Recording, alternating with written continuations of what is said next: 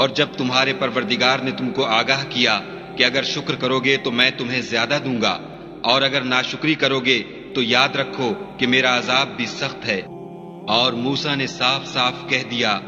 کہ اگر تم اور جتنے اور لوگ زمین میں ہیں سب کے سب ناشکری کرو تو خدا بھی بے نیاز اور قابل تعریف ہے۔ بھلا تم کو ان لوگوں کے حالات کی خبر نہیں پہنچی جو تم سے پہلے تھے، یعنی نوح اور عاد اور سمود کی قوم، اور جو ان کے بعد تھے، جن کا علم خدا کے سوا کسی کو نہیں۔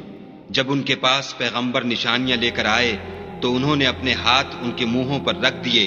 کہ خاموش رہو، اور کہنے لگے کہ ہم تو تمہاری رسالت کو تسلیم نہیں کرتے، اور جس چیز کی طرف تم ہمیں بلاتے ہو ہم اس سے قوی شک میں ہیں۔ ان کے پیغمبروں نے کہا، کیا تم کو خدا کے بارے میں شک ہے جو آسمانوں اور زمین کا پیدا کرنے والا ہے؟ وہ تمہیں اس لیے بلاتا ہے کہ تمہارے گناہ بخشے اور فائدہ پہنچانے کے لیے ایک مدت مقرر تک تم کو مہلت دے۔ وہ بولے کہ تم تو ہمارے ہی جیسے آدمی ہو، تمہارا یہ منشا ہے کہ جن چیزوں کو ہمارے بڑے پوجتے رہے ہیں ان کے پوجنے سے ہم کو بند کر دو، تو اچھا کوئی کھلی دلیل لاؤ، یعنی معجزہ دکھاؤ۔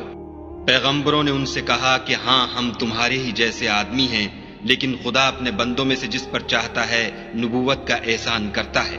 اور ہمارے اختیار کی بات نہیں کہ ہم خدا کے حکم کے بغیر تم کو تمہاری فرمائش کے مطابق معجزہ دکھائیں، اور خدا ہی پر مومنوں کو بھروسہ رکھنا چاہیے۔ اور ہم کیوں کر خدا پر بھروسہ نہ رکھیں حالانکہ اس نے ہم کو ہمارے دین کے سیدھے رستے بتائے ہیں،